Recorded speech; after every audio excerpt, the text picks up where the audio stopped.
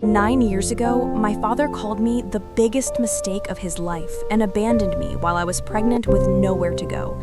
That night, I slept on a friend's couch, believing my life was over.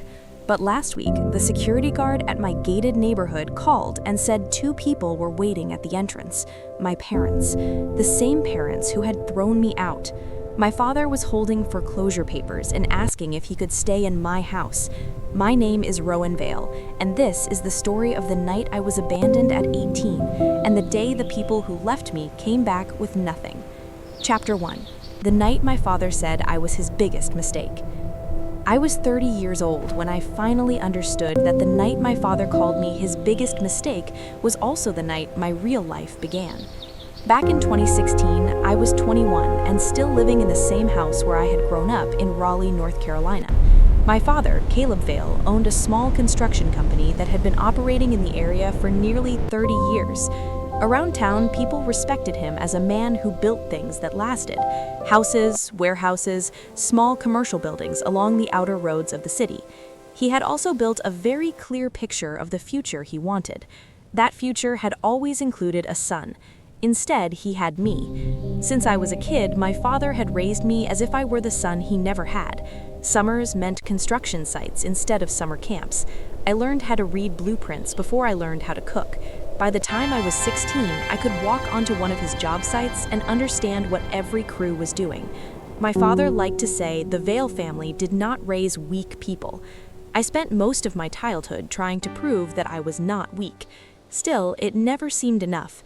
If I worked hard, he said I lacked instinct. If I made decisions, he said I was emotional. There was always this quiet sense that I was filling a place meant for someone else. My mother, Marilyn Vale, lived in the house with us but rarely interfered with anything my father said. She moved quietly through rooms as if she did not want to disturb the air around her. Growing up, I thought she was simply shy. Later, I realized silence can also be a kind of survival. By the time I turned 21, I believed I had finally found a way out of that life. That was when I met Ethan Rourke. Ethan worked as a sales manager for a medical equipment company that covered most of North Carolina. I met him at a small networking event in downtown Raleigh. He had an easy way of talking that made people feel comfortable, the kind of person who made a crowded room feel smaller just by focusing on you. For the first time in a long while, I felt like someone was actually listening to me instead of judging me. We started seeing each other regularly. Ethan liked weekend drives outside the city and short trips to places like Charlotte or Asheville. During those drives, he talked about the future as if it were already planned. He said he could imagine us living somewhere new, somewhere away from my father and his expectations. He talked about starting a family. I believed him. Late that year, I found out I was pregnant. I remember sitting in my car outside a pharmacy parking lot staring at the test in my hand while the world moved normally around me. Cars passed through the intersection, people carried groceries to their vehicles, everything looked exactly the same. Inside the car, my entire life had just shifted. When I told Ethan, he looked surprised but calm. We sat across from each other in a small diner while he said we would figure things out. He said there was always a way forward. For a few weeks, I held on to that idea. Then, small things began to change. He called less often. Messages took longer to answer. A couple of dinners were canceled because of sudden work trips. Each excuse sounded reasonable on its own, but together they formed a quiet pattern that made my stomach uneasy. I told myself I was imagining it. Eventually, I decided the best way forward was honesty. If Ethan and I were going to build a life together, then my parents needed to know about the baby. A Sunday evening felt like the right moment. Ethan said he would come over so we could explain everything together. I spent the entire afternoon rehearsing what I would say. I imagined my father being angry at first, but eventually accepting reality. About an hour before dinner, my phone buzzed. Ethan sent a message saying he had to drive to Charlotte for an unexpected client meeting and could not make it that night. He said we would talk tomorrow. I stared at the message for a long time before putting my phone away. Dinner at my parents' house happened at exactly 6:30. When I walked into the dining room, the table was already set.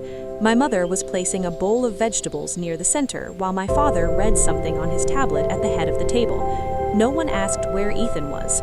We started eating. The silence stretched long enough that I realized if I did not speak first, the moment would disappear. I put my fork down and said there was something I needed to tell them. My father looked up immediately. The way he looked at me made it clear he expected a practical conversation, something about work or school. Instead, I told him I was pregnant. The room went completely quiet. My father slowly put his fork on the table and wiped his mouth. Then he asked one question. Was the man planning to marry me? My throat tightened and I couldn't answer. The silence said everything. My father leaned back in his chair and stared at me as if I had just destroyed something important. He said I had embarrassed the family. He said his company depended on reputation and that 30 years of work could be damaged by a single mistake. Then he looked at me in a way I will never forget. He said I was the dumbest mistake he had ever made. The words landed heavier than shouting would have. I turned toward my mother. She sat quietly with her hands folded in her lap, staring at the table. She did not speak. I waited for her to say something, anything. She did not. My father stood up from the table and said I had until midnight to pack my things and leave his house. He said he would not have a pregnant daughter living under his roof without a husband. There was no argument after that. I went upstairs and opened the closet in the bedroom I had slept in since childhood. Packing my life into a single suitcase felt unreal. A few shirts, jeans, some notebooks, the small framed photo from my high school graduation. Everything else stayed behind. When I carried the suitcase downstairs, the television was on in the living room. My mother sat on the couch watching a game show. The blue light from the screen flickered across her face. She did not turn around. I stood there for a moment hoping she would say my name. She did not. Outside, it had started raining. I put the suitcase in my trunk and sat in the driver's seat listening to the rain against the windshield. For a long time, I didn't move. Then I called Ethan. The call went straight to voicemail. I called again. Nothing. When the phone finally vibrated, I grabbed it immediately. It was a message from Ethan. He said he had been thinking about everything and believed it would be better if we both moved on with our lives. That was all. No explanation, no apology, just a quiet ending. For a moment, I sat there listening to the rain and understanding for the first time that the life I had known was already over. Chapter 2. The year I learned how alone actually feels. I was buying time. Morning light filled Lydia's small apartment in Raleigh, and everything looked strangely normal for a life that had just collapsed. The smell of coffee drifted from the kitchen while traffic hummed somewhere outside. Lydia handed me a mug and sat across from me at the small table. "You can stay here as long as you need," she said. I nodded because I did not trust my voice yet. The next week passed slowly. I returned to my parents' house once during the afternoon when I knew my father would be at work. I told myself I just needed more clothes and a few personal things. My mother opened the door. For a moment, neither of us spoke. Her eyes moved to my stomach and then back to my face. I asked if I could grab a few things. She stepped aside. Inside the house, everything looked exactly the same. The hallway smelled faintly of the cleaning spray she always used. My father's boots were still beside the door like nothing had changed. I went upstairs and packed another bag. When I came back down, my mother was standing by the sink rinsing a plate. I waited for her to say something. She did not, so I left. Driving away from the house felt different that time. Not shocking like the night before, just empty. By January, I was 6 months pregnant and nearly out of money. Lydia sat with me at her small dining table one evening while her laptop glowed between us. "You need steady work," she said. I knew she was right. The next morning, I walked into a coffee shop a few blocks away and asked if they were hiring. The manager glanced at my belly and then at my resume. "Can you stay on your feet all morning?" he asked. "Yes," I said. That was enough. Working at the coffee shop gave me structure. I woke early, tied my hair back, and moved through the rhythm of taking orders, steaming milk, and wiping counters. But the job also showed me how the world looked at women like me. Customers noticed things. A missing ring, a swollen stomach. Sometimes they whispered when they thought I could not hear. Once, a woman in a tailored coat leaned toward her friend and said, "Young girls these days had no shame." I kept wiping the counter and pretended the words had not landed. Loneliness showed up in smaller ways too, filling out forms at doctor appointments where the line for partner remained blank, sitting in waiting rooms surrounded by couples who held hands while I counted the minutes until my name was called. Lydia tried to fill the silence when she could. She came home tired from work most nights, but still asked about my day and cooked dinner for both of us. One evening, she set down her fork and looked at me with a serious expression. "You should talk to a lawyer," she said. "About what?" I asked. "About the baby, about Ethan, about what he owes you." The idea made me uncomfortable. Part of me still wanted to believe Ethan might call and explain everything, but Lydia was persistent. A week later, she drove me to an office downtown that had a small brass sign beside the door, Dana Castillo Family Law.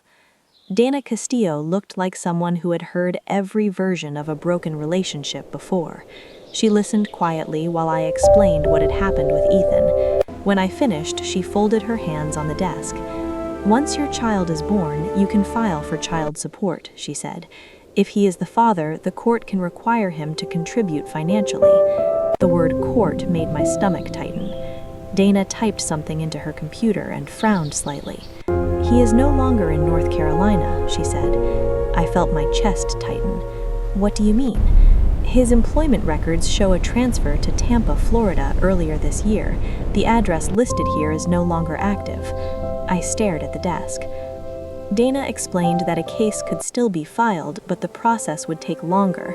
Papers would have to be served across state lines.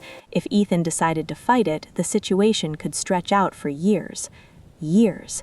I imagined court forms, travel, arguments, legal letters arriving in the mail while I tried to care for a newborn. Dana watched my face carefully. "It is your right to pursue it," she said, "but you need to know it will require time and energy." On the drive back, Lydia did not speak until we were parked outside her apartment. "What do you want to do?" she asked. I looked down at my hands resting on my stomach. "I do not want to spend my child's first years chasing someone who already walked away," I said quietly. Lydia nodded once. "Then we build something better," she said. Spring arrived slowly. My belly grew heavier and my shifts at the coffee shop became harder, but I kept showing up. I needed the money and I needed the distraction. In July 2017, Lydia drove me to the hospital in the middle of the night when labor started. She stayed beside me through the long hours that followed. When the nurse placed my son on my chest, I forgot every argument and every betrayal for a moment. He was small and warm and unbelievably real. I named him Rowan Vale. Looking at his tiny face, I felt a quiet certainty settle inside me. No matter what had happened before, this child would not grow up feeling unwanted. The months after Noah was born were exhausting. I returned to work sooner than I expected because rent and groceries did not wait for recovery. Lydia helped whenever she could. Some days I paid a neighbor to watch Noah for a few hours. Other days I brought him with me when I closed the shop early. It was during that time that something unexpected began to happen. I started noticing the coffee shop space differently. The tables were too close together. The line near the pastry case blocked the door. Customers often left quickly because the seating felt cramped. One quiet afternoon, I moved a few tables and shifted the chairs. The next morning, the room felt more open. A regular customer named Victor Halliburn noticed. Victor was a real estate investor who came in almost every day for black coffee. He looked around the shop and then looked at me. "Did you change this layout?" he asked. I nodded. "It flows better now. People will stay longer." I shrugged, embarrassed. "I just moved a few things." Victor studied me for a moment. "Have you ever thought about interior design?" he asked. "No," I said. He nodded thoughtfully. "You have a good eye for space," he said. "NC State has a part-time design program. You might want to look into it." That comment stayed in my head for days. Build something that belongs to you. One evening, while Noah slept next to me on the couch, I searched the program online. The tuition numbers scared me, but the idea itself felt like a door opening slightly. Then, a few weeks later, something happened that closed the last door on the past. A woman I vaguely recognized from high school came into the coffee shop one afternoon. After ordering, she hesitated and then said she had seen pictures online. Ethan was living in Tampa now, and he had gotten married. For a moment, the noise of the coffee shop disappeared. Cups clinked somewhere in the distance, but I could not hear them clearly. I thanked her for telling me. That night, I sat on Lydia's couch holding Noah while he slept against my shoulder. For a long time, I stared at the wall, thinking about how easily Ethan had walked away from both of us. Then I understood something that changed the way I saw everything. Ethan had not been confused. He had simply chosen a life that did not include me or his child. And that choice meant I would have to build our future alone. Chapter 3: The Life I Built Without Them. The next step was not dramatic. It was quiet and practical. I opened my laptop and looked again at the part-time interior design program at NC State. I had seen it once before after Victor mentioned it, but that night it felt different. It felt less like an idea and more like a direction. Lydia found me at the kitchen table while Noah slept beside me in his carrier. "You are really thinking about doing this," she said. "I am not thinking about it. I am doing it. I cannot stay where I am." She sat across from me and studied the program details on the screen. "It is going to be hard," she said. "I know. You will barely sleep. I already barely sleep." She smiled a little. "Then we figure it out." In 2018, I became a student again, while still working mornings at the coffee shop and raising a toddler.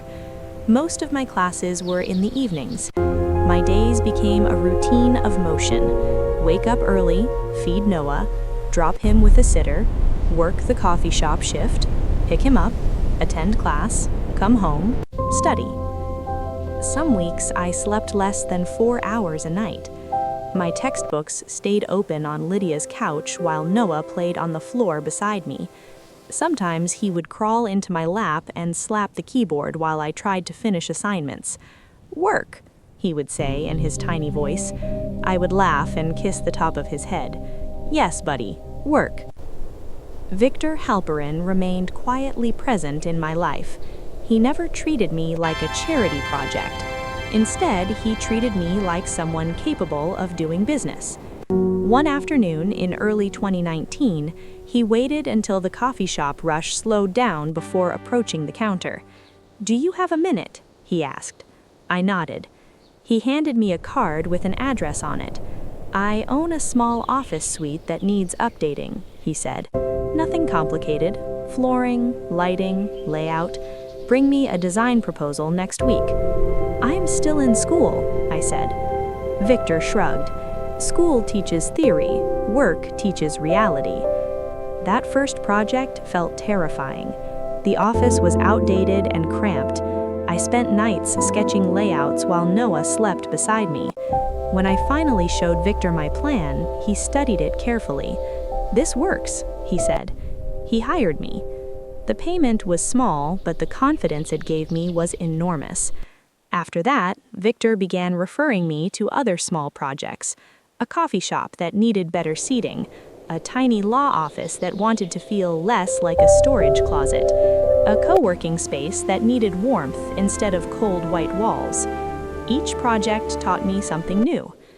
Meanwhile, Noah grew alongside the business. I would carry him through job sites in a stroller while contractors measured walls. Some of them joked that he was my smallest assistant. One evening, Lydia watched me juggling a phone call and a stack of design samples while Noah built a tower of blocks on the rug. "You know, most people would have quit by now," she said. "My father never raised someone who quits," I said. The truth was more complicated than that, but determination had become the only thing keeping my life moving forward. In 2020, I took on my first restaurant redesign in Raleigh. It was a small family-owned place with excellent food and terrible lighting. I wrote a simple contract outlining the work and payment schedule. Victor insisted on reviewing it first. Always protect yourself, he said. The project took weeks. I worked late nights selecting materials, coordinating contractors, and checking details. When everything was finished, the restaurant looked completely different. The owner shook my hand and said he loved the result. Then, the final payment never arrived. At first, I assumed it was a delay. I sent a polite reminder email, then another. Eventually, I drove to the restaurant and found the owner in his office. "I'm still waiting for the last payment," I said. He leaned back in his chair. "Business has been slow," he replied. "You'll get it eventually." The casual dismissal made my stomach tighten. We agreed on payment after installation. He waved a hand as if I were overreacting. "You're young. Sometimes you have to be flexible." I left the restaurant furious and unsure what to do next. That night, Lydia listened while I explained everything. "He's trying to take advantage of you," she said. "I know, but I don't have the money for lawyers." Victor answered when I called him. "Send a formal invoice and demand letter," he said. "If you don't enforce your contract, people will assume they can ignore it." Dana Castillo gave me brief advice about the process. She explained how to document the work and set a payment deadline. Writing that letter was harder than designing the entire restaurant. I kept worrying that I sounded aggressive or unreasonable, but I sent it anyway. A week later, the money appeared in my account. That moment changed something in me.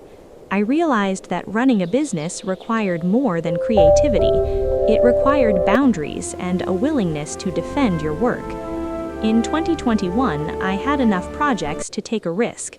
I registered a company name and rented a tiny office space, barely large enough for a desk and sample shelves. I called it Vale Studio Interiors. The first person I showed the office to was Lydia. She stood in the doorway and looked around the empty room. "It's small," I said. "It's yours," she replied. At first, it was just me and one part-time assistant. I focused on projects that matched my experience: cafes, restaurants, small offices. Slowly, the work improved, and so did the reputation. Noah started kindergarten around the same time. Some mornings, he stood beside the door, watching me pack my laptop bag. "Big work day," he would say. "Big work day," I answered. In 2023, the company grew beyond that tiny office. I moved Vale Studio Interiors to a larger space in Cary, just outside Raleigh. The new office had a small conference room and a wall where we pinned design boards. That year, I hired more employees, designers who were talented and eager to grow. For the first time, I felt like I was building something stable instead of scrambling to survive. In 2024, we reached 8 employees. Victor visited the office one afternoon and slowly walked around the room studying the project boards. "You built something real," he said. "I'm still building it," I replied. He smiled. "That's the point." Later that year, I was reviewing the subscription list for our company newsletter. One email address caught my attention immediately. It belonged to my mother. Marilyn Vale had been subscribed to the newsletter for years. I stared at the screen, trying to process what that meant. She had never called, she had never written, she had never asked to meet Noah, but she had been watching. I sat alone in the office, long after everyone else had left, staring at the quiet glow of my computer screen. Anger came first, then confusion, then something softer that I couldn't quite name. My mother had not reached out, but she had never completely looked away. That realization stayed with me all the way home that night. Noah was already asleep when I walked into the house in Cary. I stood in the doorway of his room, watching him breathe slowly in the dim light. I reminded myself of everything that had changed since the night I left my father's house. I had built a life, but the past, it seemed, had been watching from a distance the entire time. Chapter 4. The day my past showed up at my gate. I noticed it on a quiet morning, the kind where the house felt peaceful and ordinary. Noah had already left for school, and I was sitting at my desk reviewing a proposal for a restaurant project. The dishwasher hummed in the kitchen and sunlight stretched across the floor. Then my phone rang. The number came from the neighborhood gate. I answered without thinking. Marcus Bell, the security guard, spoke in his usual calm voice. "Ms. Vale, there's a couple here asking for you." That was not unusual. Sometimes a delivery driver needed help with the keypad. "What are their names?" I asked. There was a pause. "Caleb and Marilyn Vale." For a moment, my mind refused to process the words. My parents. 9 years had passed since I had last seen them. My hand trembled slightly as I opened the security camera app on my phone. The live feed appeared on the screen. My father stood beside an old sedan outside the gate. His posture was stiff, shoulders squared the way they always had been when he wanted to appear in control. His hair had turned almost completely gray. My mother stood a few steps behind him. She looked smaller than I remembered. They looked older, tired, like time had worn them down. I stared at the screen for a long moment. They had never called, they had never written, they had never asked if I was safe or if the baby had been born healthy, and now they were standing at my gate. I could have told Marcus to turn them away. I could have stayed inside and watched them leave, but something inside me needed to face them. I grabbed my keys and drove to the front of the neighborhood. The streets were quiet. Sprinklers watered green lawns. A neighbor jogged past with headphones in, completely unaware that my past had just arrived at the entrance of my present. When I reached the gate, I parked nearby and stepped out. I did not open the gate. They remained outside the barrier while I stood inside it. For a moment, none of us spoke. My father finally broke the silence. "Rowan," my mother whispered softly. "Hi." Hearing her voice again after so many years felt strange, like hearing a distant echo from another life. I kept my distance.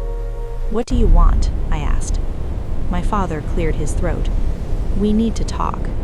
"You had 9 years to talk," I said. My mother lowered her eyes. My father's jaw tightened. "We are dealing with a difficult situation," he said. I crossed my arms. "What kind of situation?" He hesitated before answering. "The company is gone." The words landed quietly. The construction business he had spent decades building had always been his pride. He had sacrificed family dinners and weekends for it. He had told everyone it would support the Vale name for generations. "What happened?" I asked. "The market turned after the housing slowdown in 2022, he said. "Costs went up, projects disappeared. We could not keep up with the loans." Then he reached into the back seat of the car and pulled out a thick folder. He slid several papers through the gap in the gate. I picked them up slowly. Bank documents, legal notices, foreclosure. The address at the top belonged to the house where I had grown up. "You lost the house," I said quietly. My father nodded once. "We had to leave last month." The air felt heavy. Part of me expected to feel satisfaction, the kind of revenge people imagine when someone who hurt them finally falls. Instead, I mostly felt numb. "And you came here," I said. My father looked directly at me. "You are our daughter." The sentence almost made me laugh. You did not remember that 9 years ago. My mother stepped forward slightly. "Rowan, please." Her voice trembled. We did not know where else to go. I looked at her carefully. Her face showed the weight of the years. The quiet lines around her eyes told stories she had never spoken out loud. "You watched," I said. She blinked. "What?" I pulled out my phone and opened the screenshot I had saved months earlier. "Your email has been subscribed to my company newsletter for years." My mother's shoulders sagged. "I just wanted to know you were okay," she whispered. "You could have called." "I did not think you would want to hear from me." I felt anger rise in my chest. "You did not think I wanted my mother when I was pregnant and alone?" Tears filled her eyes. "I was scared," she said. My father interrupted. "This is not why we came." His voice still carried the same authority I remembered from childhood. "We need help," he continued. Help with what? I asked. He hesitated. We need somewhere to stay until we can figure things out.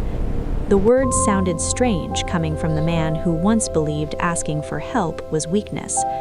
You want to live here, I said slowly. Just temporarily, he answered. My mother wiped her eyes. We're not asking forever. Time. The same thing I had begged for on the night I left their house. I studied my father carefully. Do you regret it? I asked. His forehead creased. Regret what? Throwing me out? The silence that followed felt heavy. He finally answered. At the time, I believed I was protecting our reputation. I was protecting the family name. His voice held the same certainty it always had. I felt something inside me go very still. He had lost his business, he had lost his house, but he had not lost the belief that he had been right. My mother stepped forward again. Rowan, please. Her voice broke. I stared at the gate between us. That metal barrier felt like more than a security feature. It felt like the physical line between who I used to be and who I had become. I looked at my father, then at my mother. I can't decide this right now, I said. My father nodded stiffly. When can we talk again? Not today, I replied. My mother nodded quickly. We will wait. I turned and walked back to my car.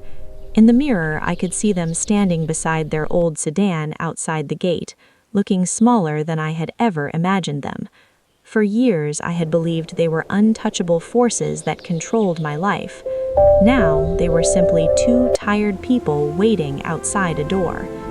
When I drove back to my house in Cary, I stayed in the driveway for a moment with the engine off.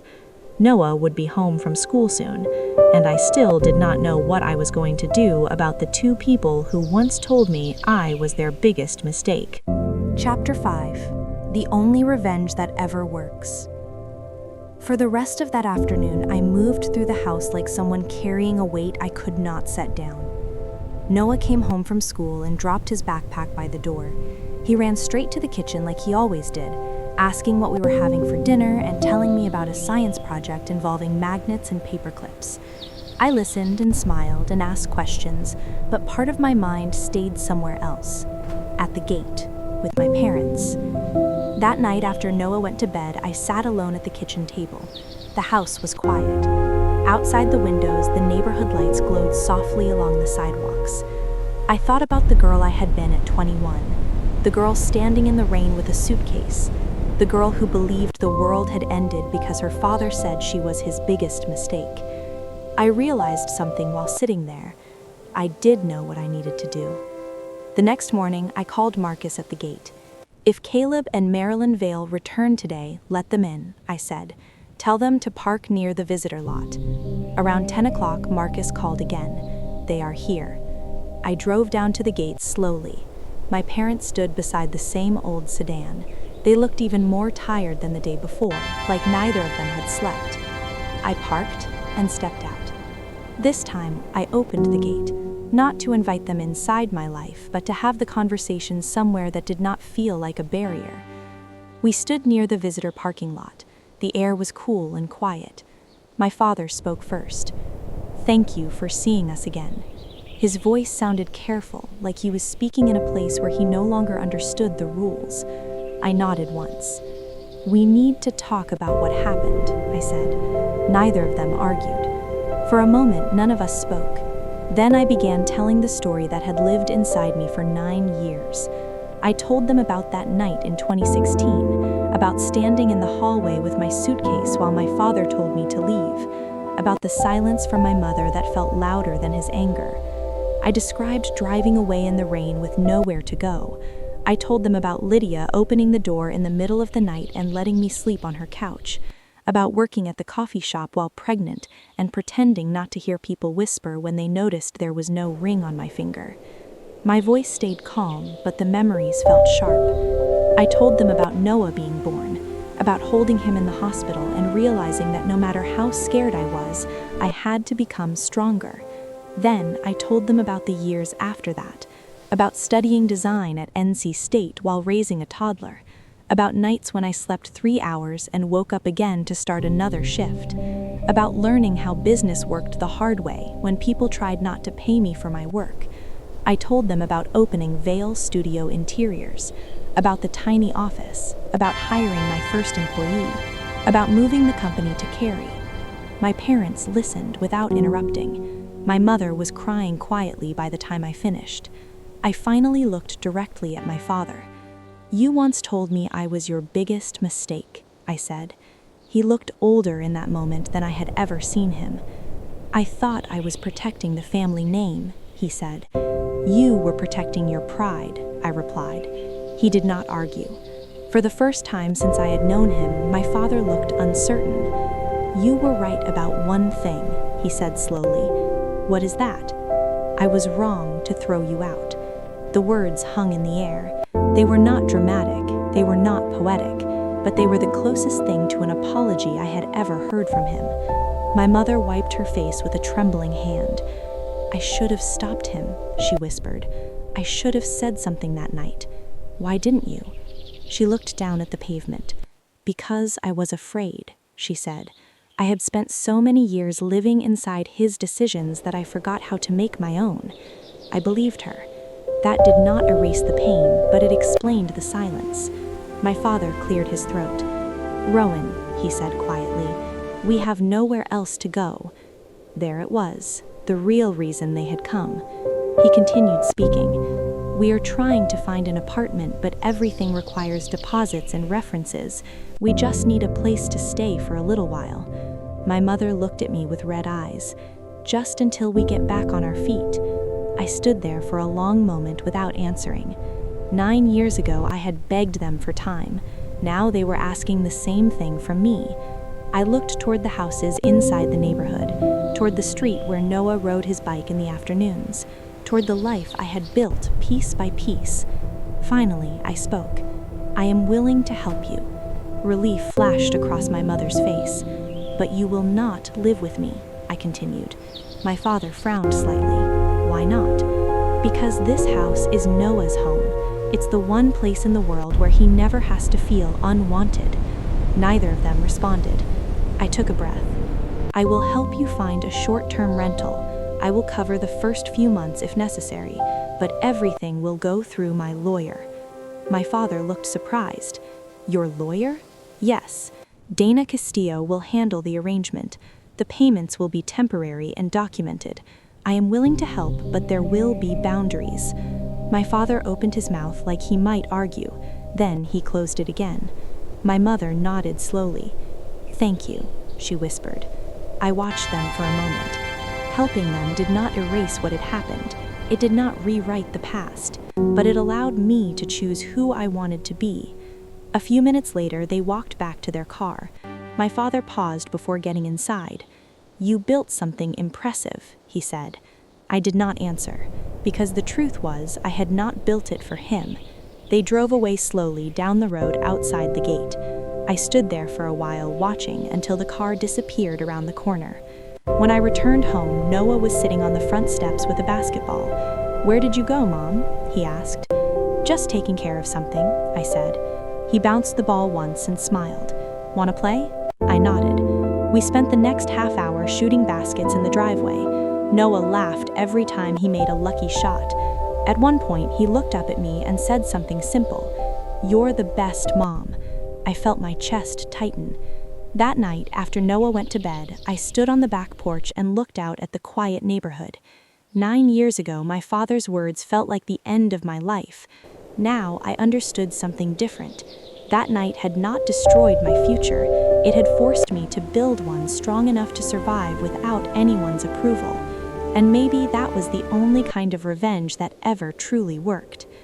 Before I end this story, I want to ask you something. If you were standing where I stood, if the people who once abandoned you suddenly needed your help, what would you do? Would you forgive them completely? Or would you keep your distance to protect the life you fought so hard to build? I would really like to hear what you think.